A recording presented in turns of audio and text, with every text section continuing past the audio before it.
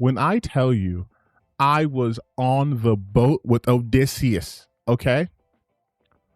Let me get a little backstory here. I purchased tickets to watch the Odyssey. Now, my dumbass thought I selected the IMAX one because I do have an IMAX theater in my house, and they were for first time forever actually showing it in IMAX. I did not do IMAX. I did 4DX. The last film I had ever watched in 4DX was Ballerina, the John Wick spinoff story. So all I got was like a little bit of snow and a little bit of cool air next to my neck when they were in like this iceberg lounge type of place, and when they were at the end of the movie. A little bit of fire effects, just fighting against the flames. Nothing too crazy. So I'm like, okay, you know what? How bad can it be? I watch some videos and I go, okay, I'm not gonna order any drinks or any food, just watching it raw. When I tell you I got thrown out of my seat, I'm not speaking hyperbole. I'm not talking like, oh, the movie was so good that I left my seat. It was no, like I was on the boat. There was a scene where he's on the seas for quite a bit of time, and the waters are really, really rough. And the entire boat probably gets 30, 40 feet off the water, and then I'll reenact what's happening, all right?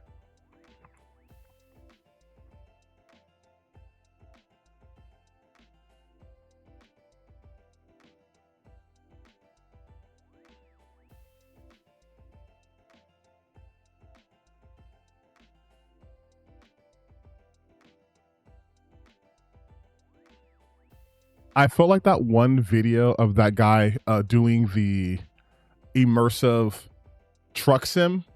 Oh, is this a turn right here? Shoot, crap. Everyone hang on, I'm sorry, I love you. I love you so much, I'm so sorry.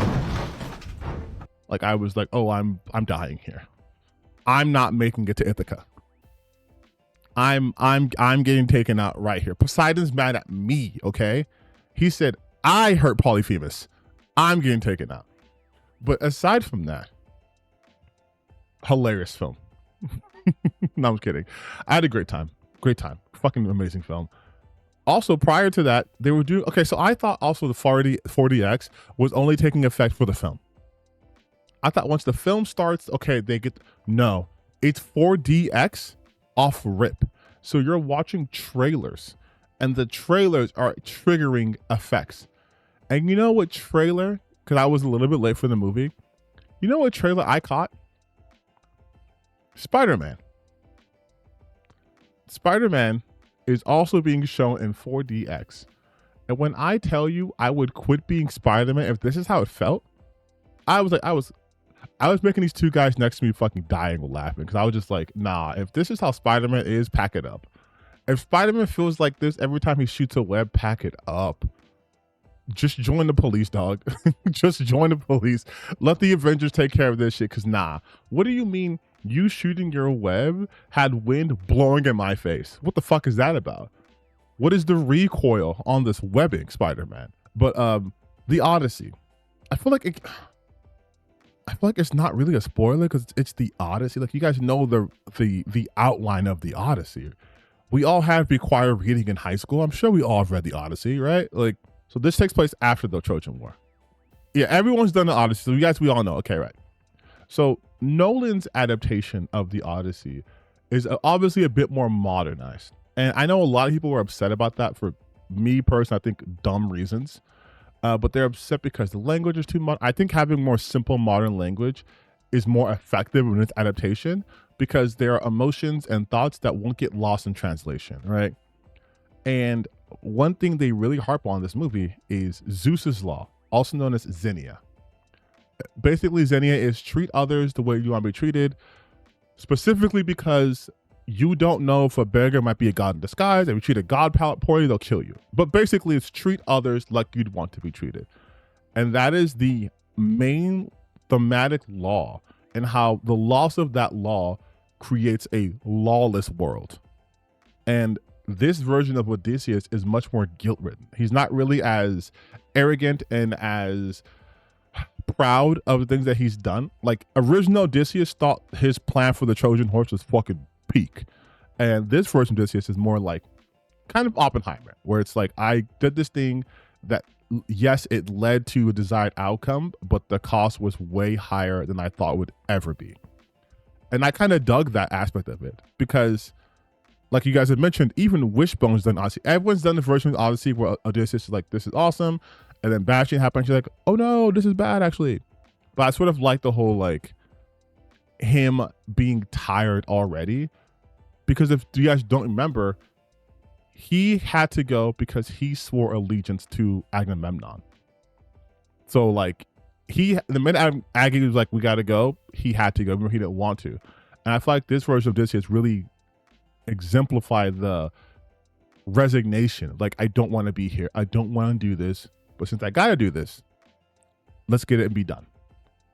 And I believe that the Greeks were much more vicious in this retelling. Not heroic. I mean, they never are the heroes, but very much not heroic in this. But I really liked that approach to it. It made the 3 hours not feel as long. I like that approach. You got some amazing acting here. People are talking shit about Tom Holland was fantastic. I think a lot of people also think good acting or acting is just like big over the top shit and nothing to be said about being more reserved. Like, Telemachus is a child. He is a child in over his head who's trying to assume responsibilities he is clearly not ready for. And they exemplify that with him training with Mentor. They show that how he is constantly seeking advice from other people, referring to other people as wise. You have like eyes like Athena, like seeking knowledge from others because he has not know what to do. And even like his mom puts him in place, who is played by Anne Hathaway. And they have a really good scene together where she is just irate at the whole state of affairs because she is from Sparta, where women can lead and hold positions of power, but Ithaca she can't. So she has to deal with these fucking suitors for years. And I just, oh God, I love it so much. Everyone did a fucking fantastic job with this movie. Especially though, Robert Pattinson. I know you guys probably seen those gifs at this point where he's like, can someone get these beggars, right? The way he says beggars is a slur. Like, it's straight up, like straight up when he said that, I was like, the G was very, and the R in beggar, he says that shit with, like, don't let Robert Pattinson be a slave owner in a movie because he might ruin his career because he's that convincing. Like, I think he really hates poor people. He called this motherfucker a plate licker. And that shit hit me in my soul. And I've been called an N-word. I've been called monkey. I've been called all these things. And he called him a plate licker. And I was like, oh, that's crossing the line, dog. And that's what I think is really the strong part. It's a different interpretation of it. It's a bit more modern. They don't use any sort of like purple prose. It's easy to understand. And I love that. What I also love more than that, though, you guys know who I am. I love the crashing out. I love the goalpost shifting. I love all of this so much. Because what the fuck do you mean you thought a Christopher Nolan film, especially when of this scale, was going to flop? Like, you thought this was gonna flop? You guys thought that because you're so used to your weird incel bubble.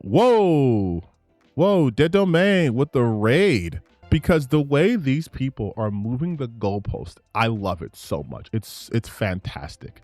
Like, you thought this movie was going to fail. In fact, I think my last video was talking about how these morons think this movie is going to fail. Hello, everyone. Yes, I wrote a movie. I did a video called "These Morons Think the Odyssey Will Flop." And of course it's not flopping. This is what happens. This is what happens when you believe your echo chamber. When you believe you wield so much power that you get to dictate what happens. And I know they thought because Supergirl wasn't a success that they were the ones who were causing it, right? Like, they're the ones who gets to determine what is taste and what is not. And I'm like, the reason why Supergirl didn't succeed is because a lot of people didn't even know the movie came out. People didn't even literally know the movie came out. And Supergirl historically has always sort of underperformed in multiple avenues because people usually look at her like she's just female Superman and this and the third. But there was no universe. There was no universe in which this movie was going to... In fact, I think I have... Hey, it's me, your boyfriend. I literally said this in this video. I was like, there's no reality, right? Well, this fails. Stay friend. Who have a very vested interest in creating an alternate reality. One in which a person like Christopher Nolan puts out bad... Yes. Also, I will say this. This is Rotten Tomatoes. I think you guys are insane. If you're telling me, okay, Tenet can be 70%. That's fine. You're telling me Interstellar is worse than The Dark Knight Rises and The Dark Knight and Insomnia and Following? You're telling me that Interstellar is his second worst film? Interstellar? That's nuts to me. So let's just... God, I missed you guys. I missed doing this. See, I held off on this shit specifically for all you guys here. Let's just go through this shit together, okay? Big discovery on Rotten Tomatoes for the Odyssey. The real audience score is sitting at 56%, not the fake 97% they're showing with their verified audience bullshit. A r/Kotaku in action user. It's like just right there. A user from Kotaku in action. Kotaku in action. This is your source. Let me show you. For those unfamiliar, let me show you what r/Kotaku in action, what they're about, okay? Kotaku in action is the main hub for Gamergate on Reddit and welcomes discussion of community, industry, and media issues in gaming and broader nerd culture, including sci-fi and comics. Okay. Topic like what? Oh, is it any surprise why the remake, this is the remake for Halo Campaign Evolved, is such a cringe fest dog shit? And do you want to know why? Because the plasma sword is prismatic. And they're saying it's gay. Never forget what they took from you. These are the people. These are the people. Again, with this film, this is more censorship in Assassin's Creed Black Flag remake. Like the people who are mad that they can't see titties on a boat in a digital game. This is where they congregate. This is where they hang out. You've censored the vagina bones. This is them, okay? So this is their reference. This is all their references. This is their, so I'm hammering this. This is them. Halo Campaign Evolved not only botched Cortana, but also added a girl boss character. There was no need to change the story, but they added her anyways. So this is them, right? Again, bikini skins, like you can, this is them. I have no words to say. So knowing that, then saying that a Kotaku in action user figured out how to see the actual numbers behind Rotten Tomatoes manipulation is such an insane self-report. It's such an insane self-report. Exactly what we've been saying. Real people are dragging this butchered mess, but Rotten Tomatoes is bending over backwards to protect it. Classic. And then this is all of this shit right here, right? We're saying this is the true poll score. This is the true score. But in reality, the site took measures to prevent people who haven't seen the movie from view bombing it because you people are insanely annoying and universally despised. And you're mad they did that. Got it. Yeah. They did it this way. They made it so that if you haven't watched the film, not verified, you're not going to count your shit. Because they obviously review bomb things. Review bomb has been a thing for a while now. The most prominent case I can think of is actually with Captain Marvel. How they review bombed the fuck out of it. Same thing with Star Wars Acolyte, actually. How they review bombed the fuck out of that film and TV series, respectively, before either came out to the public. In 3 weeks, The Acolyte has more audience reviews than 3 seasons of The Mandalorian, which lets you know that these people were on some next level shit. Like the data shows that it's being review bombed. Like, look at this. Again, we are on week 3 of The Acolyte, halfway through the series, and we've reached these numbers. And of course, the intent is to drive down the user score as low as possible. It's down to 13%, miles below anything else, even The Last Jedi, even the Star Wars Holiday Special, when its biggest controversies have been an as of yet unresolved mention of the Force-sensitive twins not having a father, and Ki-Adi-Mundi's birthday, which was altered from the non-canon EU. You can also head over to IMDb, where the show's 3.3 out of 10 reveals similar data. A full 58% of its 66,000 reviews have given it 1 star. This shit don't happen naturally. This is people intentionally going out of their way to review bomb a piece of media they don't like. So seeing that happening with this, of course, makes sense. Because for some reason, conservatives had it in their minds to just hate this fucking movie, no matter what. And so then we see even more coping. Geralt of Gunia. The Odyssey real Rotten Tomatoes audience score is 56%. You read that right. It's not the BS they're telling you. And then again, that's another thing, dude, by the way. This is almost word for word what this person wrote. Like, the gas person, it's word for word. They get their marching orders from the same groups and do the same shit at the same time. It's insane. These are the sad and pathetic people on the planet. Their misery drives them so insane that they'll latch onto any conspiracy theory that validates their delusions. A coalition of bottom feeders, grifters, and psychopaths at war with normal people. I couldn't have said this shit better myself. They have created this monster of this cultural war in which they can't enjoy literally anything that even has the tiniest bit of wokeness, because then they have to admit that their whole war is bullshit. And they're just mad at things that exist outside of some sort of agenda being pushed to eradicate Western civilization. This one right here is the funniest one by far.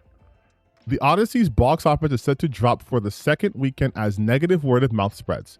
Right now, there are a lot of stories about how the Odyssey is set to have a massive second weekend. What these stories are not telling you is that they're actually expecting a drop in numbers this weekend. It's already running out of steam. Wednesday saw the film collect 18 million. That's right, 18 million. For a film that cost 250 million, which is not confirmed, or something to make. What's worse is that that's down from 41 million on that Saturday. That's a 56% drop in 5 days. It's crashing and burning. It's crashing and burning, you guys. This is from Deadline. Can I read this without being... Oh, hell yeah. Hell yeah. Thank you. The Odyssey 84 million plus second weekend will be a record for Christopher Nolan, besting The Dark Knight. Universal's The Odyssey remains strong after a near $26 million Friday, still on course to post Christopher Nolan's best second weekend ever at the box office with 84 million. All enhanced format, IMAX, PLFs, and 70 millimeters are driving 58% of the Odyssey's second weekend. That's a greater percentile share than last weekend at 53%. Like, this is... This weekend, the Odyssey is over-indexing in the East, Canada, and the West. That means it's overperforming. It's overperforming right now. It's literally on track to make $1 billion. Like, this one is called Cosmic Book News. They are one of the grifters' favorite websites. It's this, and then it's That Park Place. The Odyssey box office tracking ticks up, but awareness is stuck. The new tracking numbers for the Odyssey are in via the Quorum's new 8-week chart published by Puck, and they tell two different stories 11 days from release. The good news for Universal, the needle is finally moving right direction. Okay. The Quorum is a box office research firm that surveys everyday moviegoers asking 2 simple questions about upcoming films. Do you know about this film, and are you interested in seeing it? The Odyssey sits at 50% awareness and 50% interest, with awareness up 5 points and interest up 3 over the past 2 weeks. The interest bump matters more than looks. On previous Quorum charts, interest sat at 47 with a delta of 0, completely flat. After tracking showed audience interest plummeting through the casting backlash, that's not true. This is the first chart where the want to see numbers actually climbing again, right on schedule, tracking reports. Now the bad news, half the audience still doesn't know the most expensive film of Christopher Nolan's career exists 11 days before it opens. None of this matters here, right? But do you see how it's a mostly positive thing, but they have to try to spin it to be negative? Because really think about it. Oh, thank you for a dono. You should talk about the Elon. Oh, we will get to Elon Musk. Don't you worry. But the fact that they were trying to make it seem like this is failing, people aren't aware of it. And they said 50%. 50% of the people whom they asked. That's something people like to do with statistics. It's mislead. If I tell you guys, wow, 60% of all gamers, 60% of all gamers, you guys, prefer gun and ball games. But the real data shows 60% of my audience prefers gun and ball games. That's misleading. Because that's just 60% of the people who even deigned to respond. Not even taking a totality of people. I, for example, wasn't asked this fucking question when I went to the movies. No one asked me that. But even in his own article, it says that it's at 50% and climbing. So people are aware. Christopher Nolan said that he had to change the ending of Homer's Odyssey, specifically Telemachus' punishment of the disloyal maidservants, because it's so grim and so misogynistic. Matt Walsh. For a week, conservative Nolan apologists have claimed that his adaptation was secretly based and Christianized.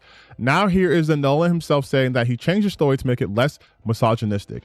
Hate to say I told you so, I will now be accepting retractions and apologies.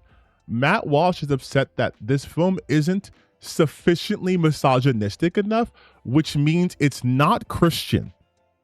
Because Christians are misogynist, and a good Christian film would show them beating the fuck out of women for dare going against their patriarchal overlords. Oh man. Oh, I've missed this. This is my second vacation. Inject this shit into my veins. I love Copium. I love Copium so much. These are the same people who get mad at like historical accuracy in a film where there's like talking dragons. Like this is like these are these people. These are look at this shit. Like this is Angry Joe talking about Metatron. Metatron is another grifter. He made 52 videos about how woke the Odyssey is, for real? Oh my god. Oh my god. Oh my god, dog. There's no... Okay. When people call me obsessed with certain creators, I'm like, you could mention every creative I've ever talked about, and they would not come close to 50 videos combined. This is insane. 52 videos. Brother, you literally made 52 plus videos and about 257 tweets on just how woke Odyssey is at this point. I had to do a double take. We get it. You're being excessive, even more so than your buddies. I'm worried for you. You're melting down daily. Rectify your anti-woke stuff a bit. Meanwhile, the people you are defending are too busy out there watching and enjoying the film record numbers. You look like an obsessive crybaby splitting hairs over someone else's vision who is bringing something interesting to the masses. Also, I love how they try to be like the whole like, oh, the Greeks are mad about this, and it's like, dog. It has the biggest ticket sales for a film in Greece.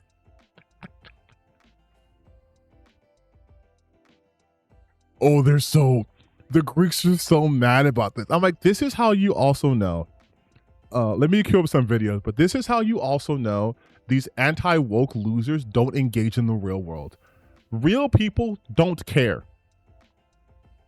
They're like, holy shit, the Odyssey's made turned to a movie by Christopher Nolan. I will watch it. I saw some people going, it's only doing well because it's a Nolan film. Yeah, dog. He has what we call name recognition. He has a pretty good track record. People trust him. It's like people who like watching a Tarantino film. I'm not one of them. People who watch a film simply because it's Tarantino.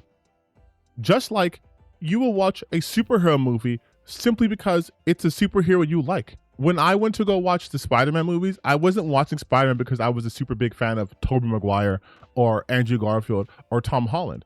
I'm a fan of Spider-Man. Familiar thing I like, I go watch.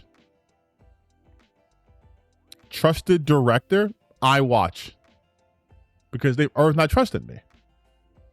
People are like, oh yeah, they're just doing it because of the name. Like, yeah. Uh-huh. That's how brand recognition works. Yes, we're here because the name, we're familiar with it. But it's so fucking funny. It's so funny. Especially because like all this does is bring more attention to the Odyssey. Right? Like if you're saying like, oh, this is for my culture, my people, be happy. When Black Panther came out, do you know how happy I was? I saw that shit in goddamn Mexico when I was on vacation. I saw Black Panther. Am I Nigerian? No, I'm Congolese. But it presented Africa in a much better light, right? And I guess I know it's fictional, but still, Africa's presentation in media has not been the best. We have literally Coming to America and then Black Panther. That's it. That's it. Everything else is Africa being exploited. It's Heart of Darkness. It's Congo. It's Blood Diamonds. It's nothing fun or lighthearted or anything like that. It's always like, you were slaves. Don't forget your slaves. You're still slaves because now we're doing the Woman King. Your lions because we're doing Lion King. Your animals. We're not going to show you humanity. And then we got Coming to America and then Black Panther. So like these are all positive things. These are all positive things. So like it's being positive attention to it. Of course they'd love it, right? But these people just had it so fucking wrong. And now we get to spend this stream enjoying the coping fallout. Starting with the number one. Starting with Critical Drinker. The Odyssey, a disastrous triumph. Let's see how he tries to spin this. Well, we're waiting.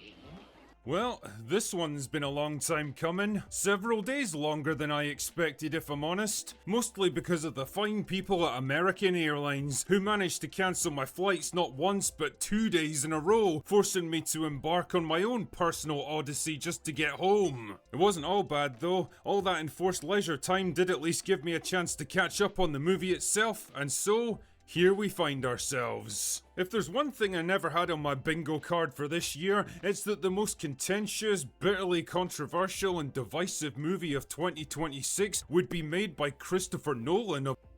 He says this. He says this. This is my favorite thing to do if you guys are new here. Is just going like, are you sure about that? Because he's surprised that it was contentious. The Odyssey, oh dear. Is that not you, Will Jordan, creator of Rogue Elements, the Ryan Drake story? Is this not you being upset over the Odyssey? I think he had more. Yeah, I've got a bad feeling about this one. You know, why don't we just type in the Odyssey? So we have. Okay, so he only talked about it twice, but both times he talked about it, it was, I got a bad feeling about this, and the Odyssey, oh dear. This is the one I reacted to a couple of videos ago. So he's acting like, I can't believe the most contentious, divisive film. By the way, he says that about every film he reviews, by the way. Because prior to this, Supergirl was divisive. And prior to this, Superman was divisive. He calls everything the most divisive film. Everything is the most divisive. It's the most divisive. It's the most divisive.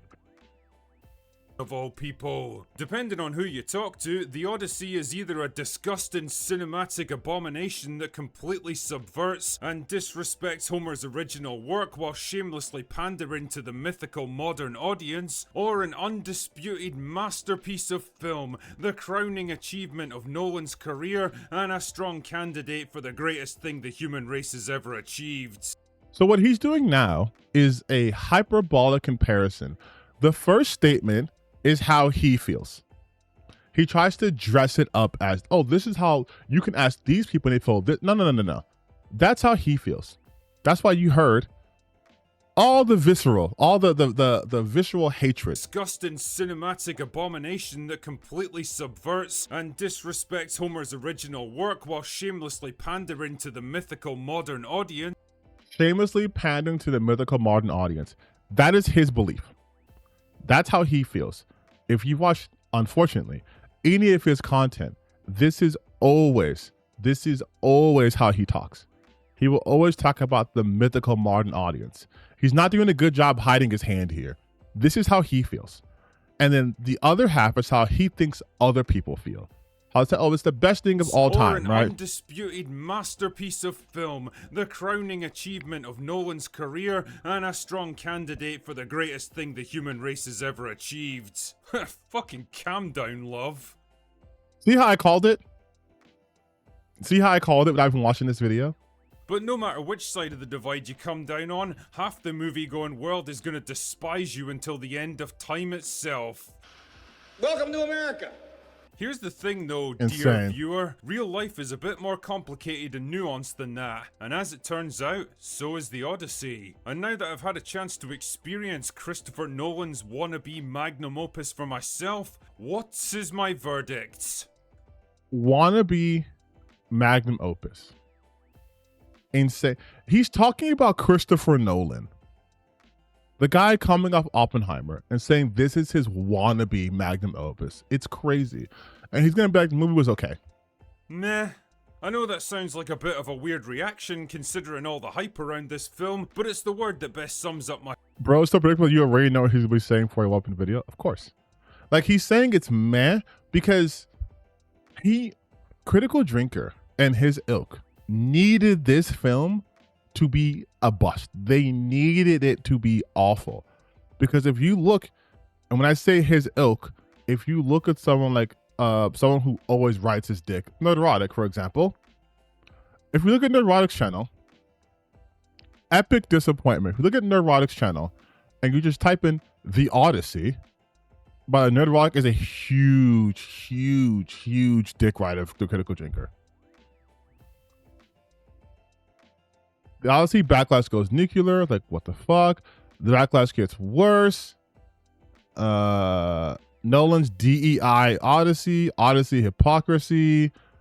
Nolan Odyssey's Trojan horse. Odyssey ratioed. Nolan's Odyssey failure. This was 2 months ago, mind you. This was 2 months ago. We're already calling it a failure. Odyssey backlash. Then Supergirl, which can do with the Odyssey. And then it's just you get it though, right? Like, he needed this shit to be bad and terrible. Like, he needed it especially. But they all need this movie to be awful. And because it's objectively not awful, it's objectively a successful film because it's Christopher Nolan. Now they have to be like, it's all right. He has never put out a review for a film that either he hated or loved, that he's like, it's okay.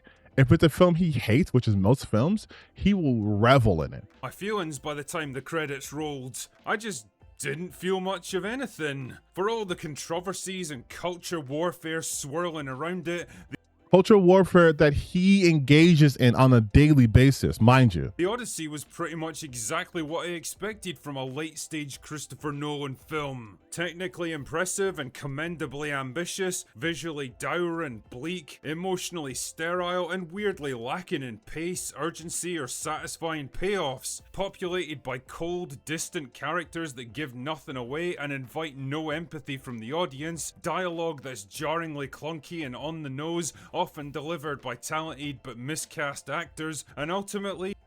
Nothing here, mind you, nothing you heard right here was even criticism or even valid. Yes, emotionally sterile. He said this movie made him feel nothing. Maybe that's a you problem, Will. Maybe you were just bad at this. Maybe you were just bad at this. Talented but miscast.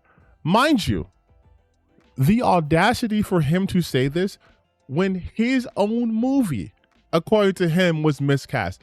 If you guys do not know, Will Jordan, aka the Critical Drinker, has a film that he's called a what was it called? A conceptual film, but it was for his book series. Brian Drake. Rogue Elements. Everyone hates that shit. Okay? I'm not going to ignore this because this is very important. He did his own film. Right? And it's ass. IMDb 3.7 out of 10. Letterboxd 2.3 out of 5. Even on his own subreddit, this is the Critical Drinker subreddit right here. And you can see that everyone is like, this shit is forgettable. I finished an hour ago and can't remember any of the characters or even their names. I wouldn't tune to a second episode. Don't worry, this isn't a TV series. This was a film series that didn't do well, so then he pivoted to make it seem like it was a TV series. Because that's also what he does. He will change the title of things if they're not if the response he gets isn't what he wanted. So everyone here is, I thought Ryan Drake was awfully miscast. Music was loud and overbearing. Marvel writers deserve a raise for actually having better understanding of tone. So can we be honest? Think this final product was pretty lackluster. So for him to talk about how it's a miscast film and this, and that, he has literally no grounds to say this. An ending that fails to capitalize on its incredible build-up. It's a movie about love, yearning, adventure, wonder, mysticism, and epic mythology woven together by a man who either can't or won't understand any of those things. The Odyssey picks up about 20 He's saying that about Christopher Nolan. Christopher Nolan doesn't understand these things? All right. years after the fall of Troy and the end of the Trojan Wars. Matt Damon's living on a beach with Charlize Theron with no memory of how he got there, while Zendaya stares at him every once in a while to display her incredible acting range. Ha! Go on, love, show us what you can do. See what I mean, though? How he's not a good critic. He just does culture war shit. He wants to ignore Zendaya's performance and say she just has the same face in everything she does. She doesn't. He doesn't understand acting or direction. There's a solid reasons why she gives him this look. I'm not going to spoil it for the movie, but there's a reason why she's mostly scouring at Odysseus. Anyway, this setup acts as a framing device for the rest of the narrative that gradually gets filled in the form of flashbacks. The first of which is the Siege of Troy, where Matt Damon uses the Trojan horse to get him and his men inside so they can open the gates and end the 10-year-long siege. Yep, it took him 10 years to come up with that fucking idea. Anyway. Amazing. Amazing. Amazing for him to be like, Christopher Nolan does understand things. And here he is attributing the length of time it took to come up with the strategy to Matt Damon. And not like, this is what Homer said. Homer said this. The guy who did the Iliad, Homer. This is based off Homer's book. Yes, the Trojan War took 10 years. It took 10 years. It took a long time. That's just how it went. And he's trying to make it seem like, oh, this is bad directing or writing. It took him 10 years to come up with this plan. First and foremost, yeah, man. Because they didn't think they needed a plan like this. Like, and also, wars back then weren't fought in like a week. It takes time to travel to these locations, to set up provisions. It's a siege. And the fact that it took 10 years shows you the level of both dedication, also insanity that went into this. That after 10 years, they were still doing this pursuit of a woman for the sake really of just pride and ego. It's kind of the themes here, right? Like, this was not a war off of necessity. This is not a war over even ideals. This was a war about stealing a woman and people's pride. With the war successfully over, everyone's like, Guess we'll go home then. His second in command is like, shall we take the quickest, easiest, and most logical route, sir? But Matt Damon's like, nah, it'll be fine. So instead they head south and end up trapped in a cave with a giant cyclops that eats a few of them. Then they escape, but Matt Damon just can't resist shooting it with his bow, which incurs the wrath of Poseidon, who blows them to another island altogether, where they run into a bunch of medieval space marines who promptly kill the shit out of them. It's at this point that the survivors decide they've had pretty much enough of Matt Damon's shit, and they head off to find a lovely woman named Cersei who turns them into pigs because she hates men or something. But then Matt Damon shows up and persuades her to turn them back into humans, and decides he should probably get some advice on how to get home quickly because, you know, this whole journey is starting to drag on a bit now. So him and his bros literally go to hell itself and get berated by the spirit of Elliot Page for a while, then land on another island where they're told not. This is so insufferable to me. Like, people actually watch his content. People actually call this guy a reviewer. He just keeps saying the actor's name. It's Odysseus. It's Sinon. Why you keep saying Matt Damon? Matt Damon did this. Matt Damon did that. Like, dog, like, review the film. Like, review the actual film. You're just saying what happens. And also, notice how, like I just said, he's just saying what happens. He has nothing. There's no meat on this bone. He's gnawing on it. He has nothing to say. So he's just saying what happens in the movie. To eat any of the cattle there or they'll all be cursed to death. So they eat the cattle, and wouldn't you know it, their ship gets destroyed in a storm, and Matt Damon washes up on a beach with Charlize Theron, who keeps him drugged and ignorant for the next 7 years. But eventually he decides he ought to get back to his wife Anne Hathaway because it's been like 20 years now, and she's probably wondering where he got to. I mean, like, no offense to Anne Hathaway or anything, but if I had a choice between her and an immortal Charlize Theron, well, I know which one I'd be choosing. Anyway, so he makes a raft out. Awesome. Great, Will. Great review, by the way. I love how you've given so much depth into this review. I definitely feel like I have seen this movie thanks to you. Bits of leftover ship that washed up with him and just kind of says, fuck it, let's see where I end up. And wouldn't you know it, he ends up right back at Ithaca, the very place he's been trying to get to this whole time. That was lucky. Now, what? Okay, I'm being annoyed now. So even in this little section right here, right? It's not just he just gets washed up there. He is told specifically by the woman that Will said he spent time with. He clearly didn't want to spend enough time with her because he didn't hear what she fucking told Odysseus. Calypso tells Odysseus that he is a man that likes to control his own fate, but he needs to go into the ocean and accept his punishment. He cannot control things. So Odysseus just lays on his raft while it's being destroyed and lets go of control. And by doing so, they take him to where he needs to go. Poseidon takes him to Ithaca. Like, that's why that happened. It's not just so like, oh, that was easy, that was convenient. Like, there's a fucking story here, man. Ithaca, the very place he's been trying to get to this whole time. That was lucky. Now, while all this has been going on, Anne Hathaway's been fending off potential suitors who all want to marry her so they can become the next king of Ithaca, and as you can imagine, they're getting a bit impatient after 2 decades of being dicked around. Anyway, can Anne Hathaway hold out until Matt Damon... Also, we're talking about this film. They weren't there for 2 decades. They were there for 3 years. I don't think he watched this movie. Rescues himself for the first time in cinema history, or will Ithaca fall to chaos and bloodsheds? What did he say? Cinema history. Hathaway hold out until Matt Damon rescues himself for the first time in cinema history, or will Ithaca fall to chaos and bloodsheds?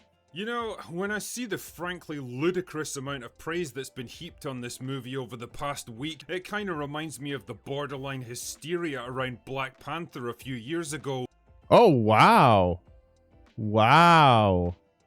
Yeah, let's bring up Black Panther. Let's bring up another movie that had Lupita Nyong'o in there. Let's bring up another movie that had predominantly black cast. That was just a really good film.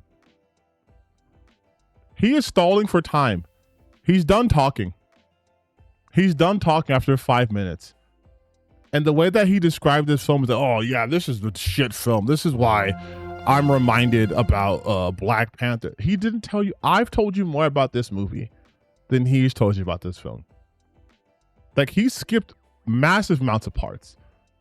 Doesn't even talk about Telemachus' shit going to Menelaus or anything like that. None of it. None of it. He's just making the story seem so boring. Except with pretentious wannabe intellectuals terrified of getting lumped in with the unwashed plebs if they dare to criticize Nolan's masterpiece, or just partisan culture warriors willing to say and do basically anything to own the chuds. The movie's been dogged by controversy ever since the initial casting was announced, so I guess we might as well start by addressing the three elephants in the room. No, again. He has nothing to say about this successful movie. So he's just rehashing what he's already said. The three elephants in the room. Oh, let's see. Is one of them Elliot Page? Is one of them Lupita Nyong'o? Is one of them race swapping fatigue? Like, it's the same thing over and over and over and over and over and over. Yes, Elliot Page, Lupita Nyong'o, and Zendaya are all in this movie. Yes, Elliot Page looks just as ridiculous as you might imagine trying to run in a heavy suit of armor. No, they don't. Jesus Christ. Okay, so he didn't watch this movie. So I'm going to fill you guys in a little bit of details, okay? Elliot Page's character is Sinon. Sinon was not supposed to go on this. It was supposed to be Antilochus, played by Robert Pattinson. However, Sinon gets sent in his stead because he's a fucking coward. He gets sent in his stead. So to highlight that, Elliot Page looks ridiculous because they are quite literally not supposed to be there. They're not supposed to be there. That is the whole thing, to show you. Look how much they're not supposed to be here compared to everyone else. Look how the suit's a little bit too big on them. The youngest one there. You think a film critic could pick up on such an easy visual storytelling? Although they also just say it in the movie. You think he'd be able to pick up on that?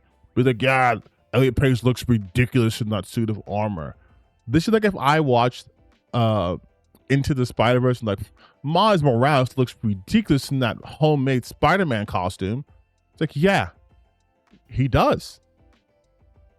That's the point. Have more than a couple of minutes of screen time each, and they're largely irrelevant to the story, and Zendaya doesn't even act so much as exists on screen. And yeah, I know it's the principle of the thing for a lot of people, and if you're really bothered by stuff like that, it's kind of like me saying I only spat in your food a little bit, so why aren't you eating it?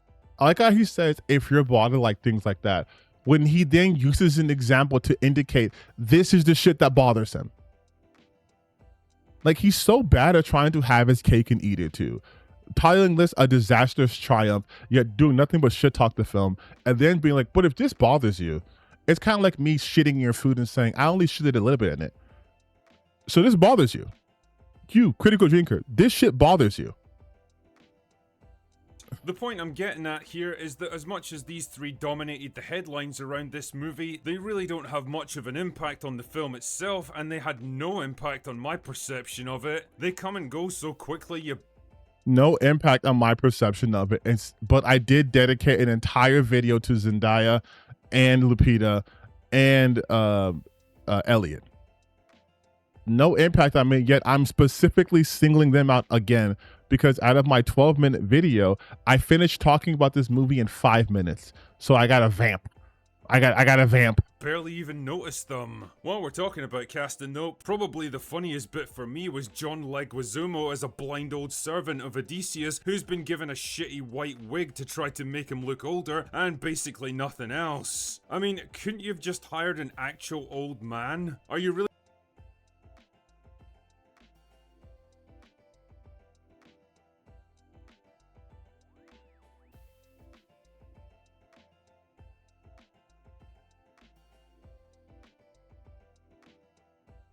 He's 66 years old. John Leguizamo is 66 years old.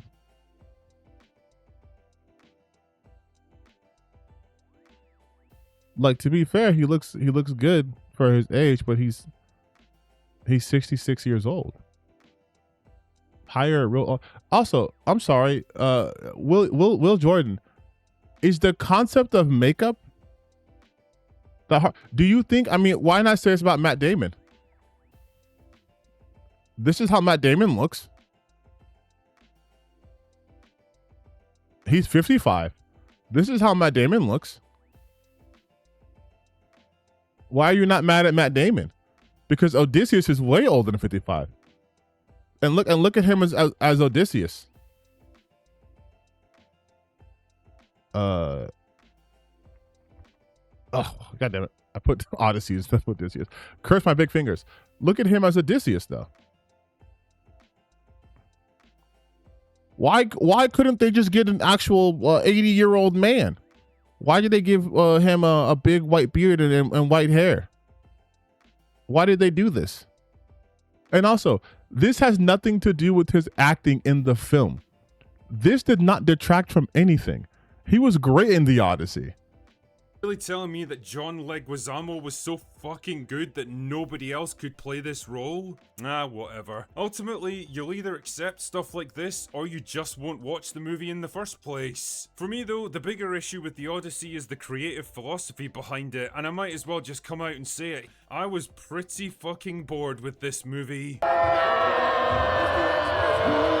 Not because of the source material, not because of the labyrinthine adventure, and not because of the runtime, but because it just refuses to let me in. Nolan's slavish devotion to rendering everything into a grounded, believable tone robs the Odyssey of the very things that make it so compelling. Its mythology and its sense of wonder. It's like looking at some beautiful sculpture rendered into a mathematical formula. You can sense the work and precision that went into it, but it doesn't really stir anything in you. There wasn't a single character in this movie that I could ever truly empathize with and root for, but because you're a terrible person, Will. That's why. That's why. You couldn't root for fucking Penelope, Telemachus, Odysseus. You couldn't root for anyone in this film. No one in this film.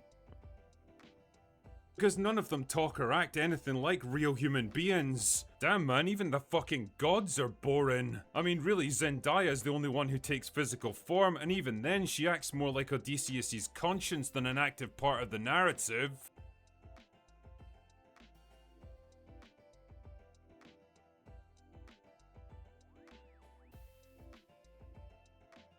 He is his conscience. You fucking troglodyte. You single-celled amoeba. You dumb plate licker. She is acting as his conscience. She is his conscience. 1, he did not watch this movie and saw it through like TikTok. 2, he is an idiot. Like just a bona fide idiot who can't understand anything. He either didn't watch the movie or he's an idiot. Because what do you mean? What do you mean she's acting like his yes, that is the movie. That is the movie. And he acts like, oh, it wouldn't let me in. It wouldn't let me in because it wasn't grand. Dog, you're barely understanding the themes here. You're not capable of understanding it on any sort of grander scale. You aren't. You aren't even understanding the creative vision that Nolan has here. This version of Odysseus doesn't like the gods, doesn't fuck with them, doesn't trust them, whatever. The only reason why Athena appears to him because he went to her temple. He went to where the people who worship her are and defiled it. Okay. So, and I'm not going to any more detail because I want you guys to watch the movie. But that's why she appears in human form. The gods in this film do not appear because Odysseus does not fuck with them. So instead, as they actually, what the funny part is, she says in this movie, when he talks about that very thing, like where the gods don't appear, and she says, who's moving the clouds? Who's moving the waves? Who's controlling like the birds? She's saying that gods are everywhere. And the movie exemplifies that by having the minute that he, which you guys should know, he blinds Polyphemus, suddenly the ocean's against him. There are no winds to carry him to safe harbor because Poseidon, the sea god, is his ops now. Like, that is literally what happens in this movie. The nature and gods are one and the same. To see an act of nature is to hear the gods.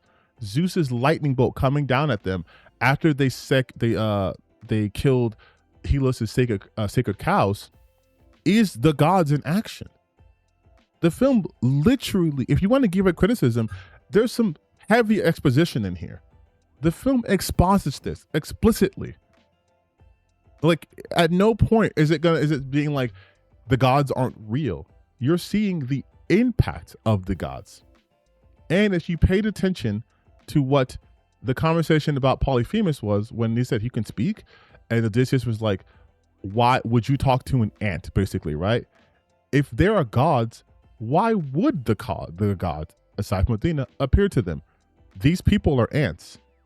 Why would they earn an audience directly with the gods? Odysseus himself is written as this weirdly cold, distant, aloof figure who barely reacts to the things he sees and experiences. His decisions imply that he's got a strong sense of adventure, recklessness, and curiosity about the world, but his emotions and dialogue are the exact opposite. He's like an android journeying home with no particular sense of urgency or investment, simply because he's programmed to do it. Where's the loving husband and father desperate to see his family again? Where's the absent king eager to retake the throne and lead? Oh my God. Okay, again, so he didn't watch this movie. He didn't watch this movie. This was not the interpretation no one's going for crying out loud. They literally spelled this out for you. He didn't want to return home. He didn't. Odysseus didn't want to go home. He didn't. He didn't. That's why he didn't take the direct path home. He was not ready to go home. He saw what he did and was like, this shit is bad. I've ruined everything. I am not ready to face my home right now. I'm going to delay it. Like, watch the movie. His kingdom again. Where's the bold and witty adventurer, the compassionate leader of men? By the time the finale rolled around, I didn't particularly care whether he made it home because he doesn't seem to care much either. The movie seems to be portraying him as a vaguely traumatized war veteran haunted by his actions at Troy and his guilt over the sacking of the city. So how do you go on this verbal diatribe of diarrhea and then actually say, well, if the film was portraying him as a person with basically PTSD, doesn't want to go home, why are you confused? Where does the confusion? Like, you said it right here. War veteran care much either. The movie seems to be portraying him. Not seems. The movie is. The movie is portraying him like this. As a vaguely traumatized war veteran haunted by his actions at Troy and his guilt over the sacking of the city, which I get the impression wasn't really part of Homer's original story. And his various trials and setbacks are framed more as a well-deserved punishment for what he sees as his betrayal of his principles, which is nice and all, but it also robs him of agency because he's no longer striving towards the goal of getting home, but instead just kind of waiting for the next horrible thing to happen to him. No, again.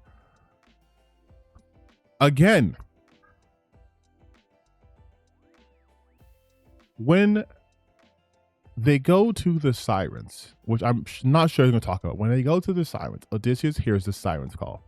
He hears the sirens call. And when he explains to his second in command, is like they give you promises of things you can't have. And the most thing you can't have is what you've had. And then he says that they told me that I don't want to go home. Everyone was like, I don't want to go home. He doesn't want to go home, doesn't want to go home. And they're saying robbing him of agency. He didn't have agency in the original one.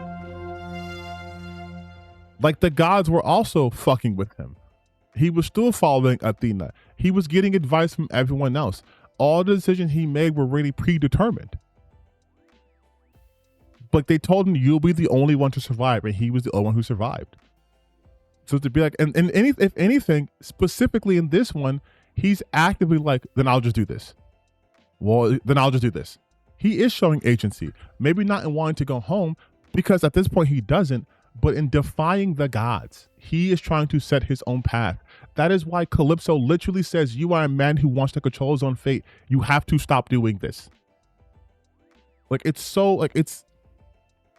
Reunion with his son, his wife, and his vengeance against the suitors should be this triumphant, cathartic release of emotions that have been building through the whole movie, but it all comes across as flat, procedural, and obligatory. Just a brutal fight in semi-darkness where you can barely even tell what's going on. Okay, that's bullshit. That is bullshit. That scene's well lit. If you can't tell what's going on, you have cataracts. Maybe all that drinking you do, or maybe because all you looked at was bullshit, so you can't see something that's very clear. This movie has no lighting issue. It doesn't. 99%. The only time it's not well lit is when they're out to sea at night. Everything, even when they're in a fucking cave, you can see what's happening. Like, he's just lying. He's just lying. Shit, man, even watching an old dog finally dying after being reunited with his beloved master for the first time in years, which should be an emotional slam dunk, doesn't really hit because the character himself barely even acknowledges it. The only actor who really seems to be going for it is Robert Pattinson, who plays every trick in the book to make his antagonist as much of an obnoxious, cowardly asshole as possible. It works. You really do hate the guy, but if the only character in your movie that inspires any kind of emotion is your antagonist, well, you've got problems. Again, that's because of him. He does, like, Will is bad. I've said so many times, the Critical Drinker is bad at everything he does, but he doesn't understand acting. He's saying that Anne Hathaway didn't do anything, Tom Holland didn't do anything, Matt Damon, he doesn't understand. Like, it's so funny because Matt Damon's character is clearly like more like Odysseus in this film is more stoic, right? That's how he operates. Telemachus is a young, inexperienced child trying to become an adult. So he's at one point reserved, but barely. Right? And they're able to prompt him to almost kill him. Had he not been saved by his mother's intervention, he would have been killed. Like, they're acting as if everyone in this film is just flat one note. And then, oh, but Robert Pattinson. Yeah, because Robert Pattinson to you does obvious acting. Like, that's what it is. He can't determine the quality of anything. He's not good at this. Another problem here is the dialogue, not just the jarring use of American accents and modern slang, swear words and terminology, but how fucking on the nose and clumsy it is. 10 years on this fucking beach. Let's go home. Come on, Chris, you're fucking better than this, man. What was so wrong about that? First and foremost, again, you are clearly not understanding this movie. So it would have been way harder for you, Drinker, if they were using more purple prose and what have you. But what is so wrong about this? On the nose and clumsy it is. 10 years on this fucking beach. Let's go home.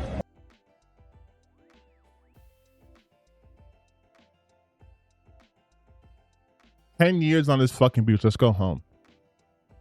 You've never said anything like this. You've never been like, God, we've been at this place for fucking hours. Can we leave? I've been doing this shit for 10 hours. I'm tired. Like, yeah. Okay. And also, it's for the audience. It's for the audience to know how long they've been there for. Like, that's what the people on the set of his movie said. I'll at least give Nolan props for using practical effects. But you see how dark this scene is and see everything's visible? He's trying to say basically, this is unwatchable because the end of the movie was actually more well lit than this. And he's saying that you can barely see what's going on. Like, he's just lying. As much as possible and shooting in real locations. That kind of shit really is a vanishing art, and it's nice to see that level of dedication and commitment in modern Hollywood. I mean, I'm not entirely sure where he did his location shooting, but it doesn't look or feel anything like the Eastern Mediterranean, where it's meant to be set. With the washed out colours, overcast grey skies and bleak windswept hillsides, it looks more like Scotland in November. And I guess that really sums up the overall tone of this film. Bleak, dull, muted, and relentlessly dour. An adventure without spirit. A hero's journey without a hero. An epic saga without any sense of scale and grandeur. Okay, so lies. Also, does he not know what cinematography is? You don't think maybe there's a reason why the film looks this way? Because you want to know when they're super bright and cheerful, when they're talking about his past. And at the end of the movie.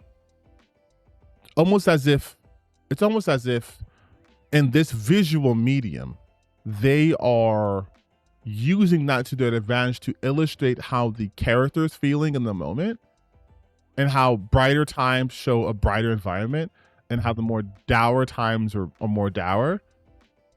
If this shit looked like One Piece 24/7, do you think it really drive home the fact that he's on this journey to go home and that he's dealing with the trauma of the actions he's committed? Like this isn't some sort of like, let's go on an adventure. Yay, it's adventure time. This is my really bad, terrible, not good day. Stretched over 10 years. Like why?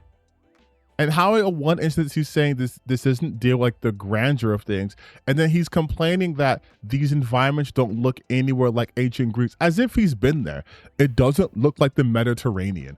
Oh, were you there during this time period? Were you in, at this point, Mycenaean Greece when this happened? Do you know what it looked like there? Did they not have fog back then? Did weather change to the point where certain things didn't exist, like fog didn't exist, overcast didn't exist? Like, Jesus Christ, dude. A clinical, precise, finely engineered movie made by a man of great technical skill and intellectual power who can process and study every line of the source material, but who seems to lack the romantic soul and the wonder and the sheer humanity to bring it all to life. For me, The Odyssey was an impressive, thought-provoking movie with an incredible cast, made by one of the most successful directors of his age, and it'll probably go on to rake in a lot of money and awards just like we all knew it would. I'm casting doubt on this entire ending spiel, starting with to bring it all to life. You hear when he says that, right? He says all these negative things about the film. That part. And listen to what the next thing he says is. For me, The Odyssey was an impressive, thought-provoking movie with an incredible cast, made by one of the most successful directors of his age.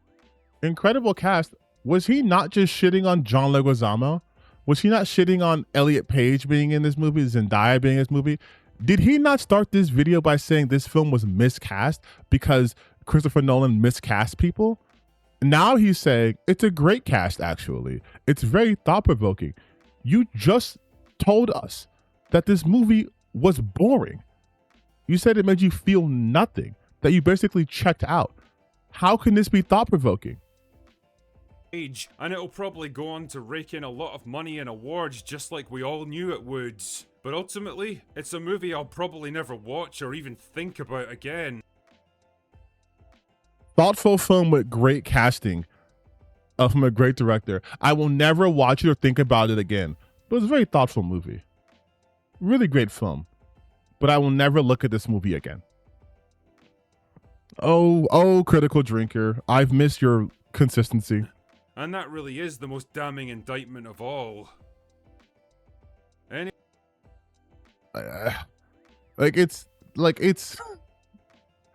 What can you say about this? What can you actually say about this? And of course the comments are going to be like, he was right. Zendaya, Pedro Pascal, Zendaya. I had no idea. I didn't remember had a xenomorph spine on the back of his Batman helmet. First off, his helmet was sick. His helmet was sick, dude. Like, Zendaya. Like, it's so... Like, they're so coping. Does he love it? He doesn't have. This is a man without any convictions. So he's just going to say whatever his audience wants to hear, but try to keep enough credibility as a critic. But he's a dog shit critic. He gave you no actual criticism of the film, of the story, of anything like that, because he barely told you what the story was. Like, this is not a review. I'm sorry. That's not how you review a piece of media. You can't just be like imagine if I was talking about what else did I see? Okay, I saw He-Man today, right? I can do a review of He-Man. I could talk about it from a technical standpoint, the filmography, the acting, how the story went, He tells you nothing. He doesn't talk about how the film was shot. He doesn't talk about the actual acting. He just says that the dialogue. Doesn't talk about any of the standout performances besides Robert Pattinson, but there were other obvious performances that stood out. He doesn't talk about, he mentioned Tom Holland's character 0%. So he didn't talk about how the suitors were acting. To say, oh, this film had no catharsis at the end. What are you talking about? I saw people in my theater after, again, we were being jostled because we were actually on the boat because I saw it in 4DX, literally clapping when he starts to slime them all out. Like, he's not a good critic, man. And I'm fine if you don't like a film, but holy shit, back your stuff up. He said nothing for 12 minutes because he has nothing to say. He just poorly recapped the film and then spent time talking about Elliot Page's Zendaya. But then says this is a great film, but I'll never watch it again. I won't think about it again, but it's very thought-provoking. I'd watch this movie again tomorrow. It's just, it's. But this is what happens. This is what happens when you are beholden to an audience that is toxic. No matter what you do, you're going to stay in that toxicity. Yeah, he was struggling to find a way to hate the film, but can't because the film was made for idiots like him. He's trying to hate this movie, but it's everything they've always said they wanted, right? Who's the protagonist of this movie? A buff white dude, a cis hetero white dude who wants to get home to his hot wife, but he gets to bang hot girls on the way back. That's what they said they've wanted. They're tired of girl bosses. Ain't no girl bosses here. They're tired of the modern agenda. There's no modern agenda here. They didn't make Odysseus bisexual. There's no one who's being queer or anything like that, which ironically would be more accurate to the time period, but they have to hate this movie. They have to, because conservatives don't like shit. The movie they're championing, mind you, was fucking Citizen Vigilante. It was Citizen Vigilante. That is the movie that they were trying to convince us was peak cinema because of a message. But when they get peak white dude cinema, they're like, we can't like it. We can't like it because Lupita Nyong'o, which, by the way, notice how he didn't even talk about her character. He didn't talk about Clytemnestra. He didn't talk about Helen. He just said they're barely in the movie, which only strengthens my stance. Look how hard all of these losers were going against her. Look how hard these losers were all about attacking her, the trailers, all this shit, right? Like, oh, the movie's bad. She's terrible. They're race swapping. We're tired of race swapping. It's so woke. It's so terrible. It's this and that. Without even watching the fucking movie, all that hoopla, all that complaining, all that, and she was in the movie for 5 minutes. And so now what they're saying, she's well shit. Like, look at this. I just typed in Odyssey Lupita. Lupita Nyong'o just pissed off the Odyssey fans big time. Lupita, what the hell are you doing? Nolan's Odyssey backlash. Lupita Nyong'o goes viral for a horrible take on the Odyssey. Odyssey star Lupita Nyong'o's lecture Homer for not featuring enough women. Jessica Bell again. Racist casting. Perfect cast. Racist casting. Oh my God, read the room, Lupita. They're doing it again. All of this shit, all of this animus, all of this anger, all of this for a character that was in the movie for like fucking 5 minutes total.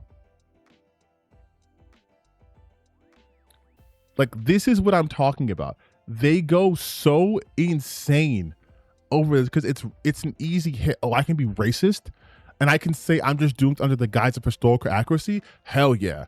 Let me hit that racism button over and over and over and over and over and over and over and over and over and over again. Worst film adaptation ever made. Who do we have?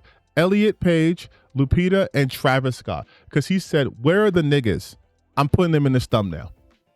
Got to have a trans person. Put them in this thumbnail too.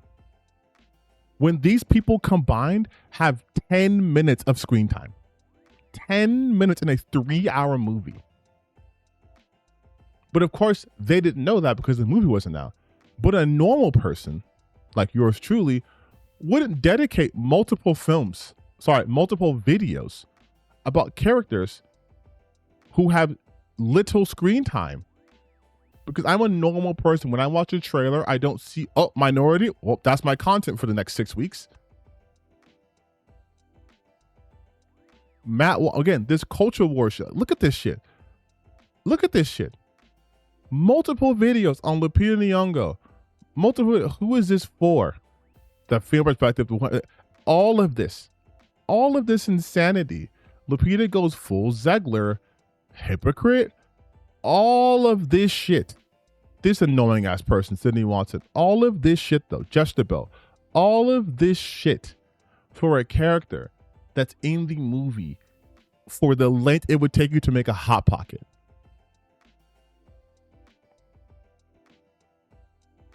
This is why I tell you these people are miserable losers. They need outrage. They need it. And when the egg is on their face, they will just quietly wipe some of it away and be like, oh, well, she's barely in the movie. She's barely in the movie. If she was barely in the movie, why did you guys make 60,000 videos about her? You look insane. You jumped the gun that you were willing to jump because you saw a chance to be racist and jumped at it. Have I seen the drama between Birdman and Yellow Flash? Yeah, I've seen it. But I'm kind of on a roll right here. Let me finish this verse. I'm still looking at this, by the way. There are still people from 2 months ago, 12 days ago. The Odyssey stars ignorance just blew up in her face. 12 days ago. It gets worse. All of this. Again. All of this. Except for this one. All of this, especially these fucking coons over here. Listen. If you are black, if you are black and you're putting this anti-black, this anti-woke content out there, they do not fuck with you. You are a useful idiot. They are not your friends. They will not support you. You are just convenient. They do not like you because of your skin color. And if the only way you can be accepted by these people is to shit on your own skin color, they are not your friends. But all of this shit. Dave Rubin did this video twice. God damn. All of this shit over a character who was in the movie for seconds. Remember how they lost their goddamn minds because they don't know historical history or myth. They thought that Elliot Page was playing Achilles. And I'm like, why were they playing Achilles? Oh, because you think this is a sequel to Troy, the movie, or a reboot to the movie Troy. And they clearly sin on. They're like, well, they're so distracting. Movie for like 7 minutes. None of this shit matters. Like, this is what I've been trying to tell you guys. The shit that these people do, they do this because it's easy. It's so fucking easy. Like Geeks and Gamers channel. Oh, this is the secondary channel, right? But this is all they do. Feminist translator Emily Wilson. Mind you, they hated Emily Wilson like a month ago because Nolan was using her adaptation as a source material. And they're like, this adaptation sucks. We don't like they were literally talking about how this shit's ass. Like Metatron's talking about the historical accuracy of that book. They were mad at this. At her because of what happened with Christopher Nolan saying he's using it as a source material. Like they were mad at her. And now they're saying, wait, she doesn't like it? Oh, actually she's based. She's based and awesome. None of these people are serious people. Even Emily Wilson hated Nolan's Odyssey. The person that he was talking shit about. Now he's like, oh, well, she hates it. Actually, you guys, Emily Wilson, pretty sick, pretty based, pretty awesome. She knows it's trash. These are the same people who were hating on her.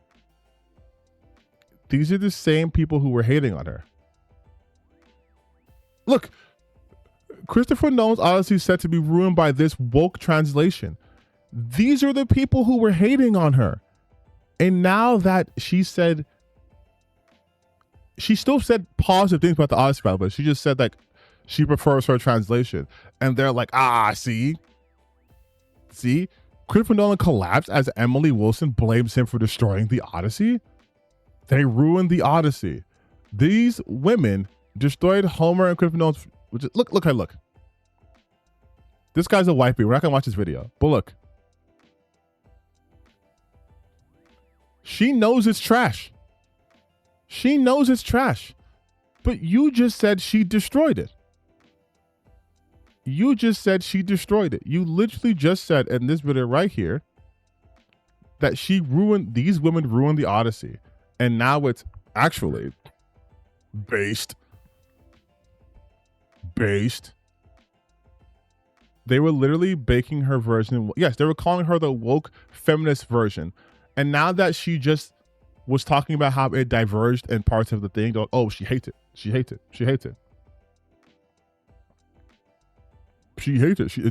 It's based now. She hates it. And it's like this is the reason why I'm harping on this too, you guys, is because this is the same mentality that I've been dealing with when I talk about like these people in the gaming spaces. They will zero in on the most insignificant thing and act like this is the fall of Western civilization, and they have no scruples. The person they were just shitting on a month ago is now their ideological ally because they have a take they can twist as saying, oh, they agree with me. I love how every single anti-woke channel has the same style thumbnail. I know they have no originality. Everything is literally just AI dog shit, and then yellow text, black background. Like it's so. And then again, the people talking about the Odyssey or the Iliad, I'm like, I don't think you know anything about Greek mythology, like at all. And one of those people, I believe, to fall in that category is Elon Musk, because I don't know if you guys are familiar with this man. You might have heard of this character. His name is Elon Musk. Pretty, like, I would say well-known guy. And because the outrage around the Odyssey was so manufactured that of course he jumps in on it. Elon Musk says Grok will make an AI Odyssey film that is historically accurate by the end of the year. Historically accurate Odyssey film. From a piece of fiction. Never happened. Historically accurate, though. Elon Musk has finally broken his silence on the Odyssey. Well, at least Christopher Nolan's epic was released and started breaking various box office records. The tech mogul and recently crowned Jesus Christ, stop glazing him. Wrote on wrote on Twitter that Grok imagined would make a historically accurate full-length feature version of Homer's ancient Greek poem. He noted that his AI, the Odyssey, would be ready by the end of 2026, just in time for award season.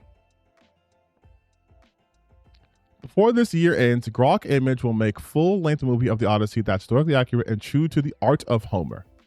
He wrote, together with an AI-generated 3-minute short of the Odyssey posted by an X user. How I make dialogue seamless in one scene. I run the dialogue from both over-the-shoulder camera angles, and when moment needs both voices in one take, the prompt declares both voices up top and gives them strict turns.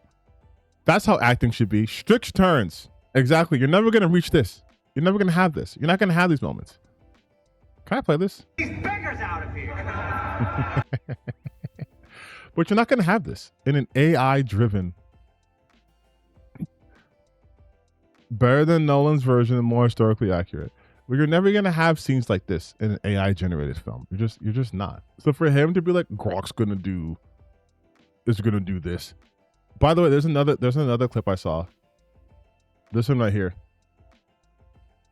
Amazing scene from the Odyssey Recreated AI. The monster is speared in eye and looks incredible. So the monster is speared in eye. You ready? Just peek. My favorite thing about a Cyclops is when it has 2 eyes.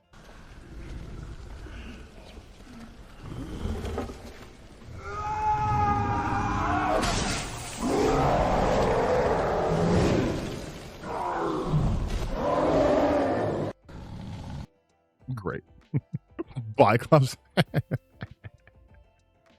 I love this so much. There's just so much stupidity. There's just so much stupidity. All of this brain breaking over the Odyssey. Over the Odyssey. All of this is over the Odyssey because people thought it's going to do bad. They needed to do bad. It isn't doing bad. So they're like, oh, well, I'm going to have a more accurate film. Here's my Biclops. Here's my spearing. Here's my version of this actually. Like, this is so fucking stupid. I don't understand what possesses anybody to do this. If you were to tell me one thing no one would ever guess would be terrible, I would say, oh, a Nolan film. Like, nope. I was right. And I know it's easy. It's easy to be right when these are your ops. It's just the dumbest people on the planet. But I want to enjoy this. It's my first reading back. I want to enjoy this. One thing I want to enjoy is Critical Drinker going at it with Angry Joe. Let's start with what Critical Drinker says first. Or Joe Vargas says first, right? It's truly funny watching Nerdrotics, Critical Drinkers, and all their buddies lose their shit over this film daily. Now disowning and dunking on their own fans and subs to avoid being associated with taking an L. Y'all were embarrassed by Nolan. Time to move on to whining about the next woke film that'll actually fail for other reasons that elude you. That'll work better than throwing fans under the bus.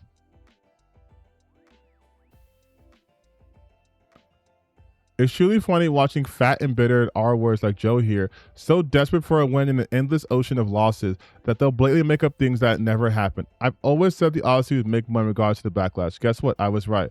You're trying to claim victory in a battle that only exists in your head.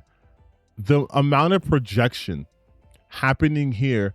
This is the next theater you guys can watch Odyssey in is just the Critical Drinker. This is some IMAX level projecting going over here. In fact, he might be getting sued for projecting like IMAX because what's going on here, dog? Bro, to take the L, you spent months posting videos about this movie saying it looks bad and rants about the casting, and you low-key got embarrassed. The movie got an A cinema score and 9.7. Yeah, like he's like, oh, he's fat. He's this and that. It's so funny. You mentioned just 700 to 800 million thanks to all the Intel backlash you stirred up. Stuck in your bubble, none of you ever dreamed it hit $1 billion. Now it's smashing records and you're moving goalposts. Facts. No, Critical Drinker, you indicated that the movie is going to be bad because of black/trans actor. To be fair, you did lean into the narrative, and to be honest, I think you've been too deep in this, which is starting to cloud your judgment. Starting to. Hey, Will, why are you a grifter? This is what I was talking about before, by the way. When he was like, before when House of Dragons came out, I was like, no one cares. And then after everyone cared about House of Dragons, it just became a trailer breakdown. Same exact video.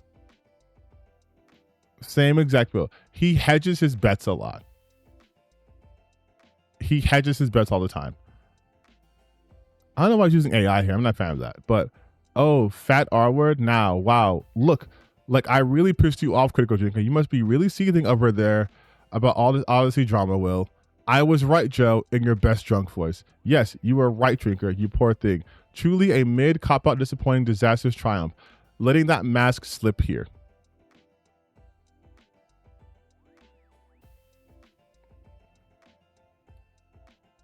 So they're big mad about the Odyssey success, not to mention Big Desperate. Their go woke, go broke mantra just gets shit on and they can't stand it. It's never been go woke, go broke. That's never been a thing. And that's what I find the most hilarious. They thought just by rhyming something together that it created this reality in which only the movies that do bad are woke and all the movies that do good, actually not woke. Actually super based. And it's like, no, you guys are just so completely pathetic. And it's so funny seeing bigger creators shit on these guys. So it's not just me. But, oh, God, it feels so good. It feels so good.